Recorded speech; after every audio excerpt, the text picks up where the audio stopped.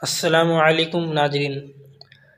इस मुआविन नमाज में हम वज़ू में यानी वज़ू कितनी चीज़ों से टूट जाता है, ठीक है। हम ये देखें,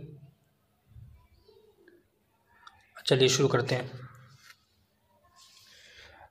नवाक़िस वज़ू, बिस्मिल्लाहिर्रहमानिर्रहीम। 8 चीज़ों से वज़ू टूट जाता है।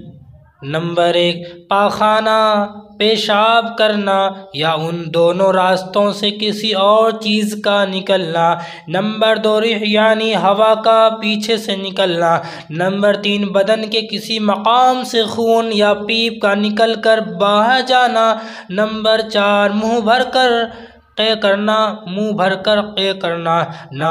नंबर 5, लेट कर या सहारा लगाकर सो जाना। नंबर 6, बीमारी या किसी और वजह से बेहोश हो जाना। नंबर 7, मजनू यानी दीवाना हो जाना। नंबर 7, मजनू या दीवाना हो जाना। नंबर 8, नमाज में कह मार कर हंसना। इन 8 चीज़ों से हमारा वज़ू टूट जाता है, ठीक है। याद रखेंगे इंशाअल्लाह।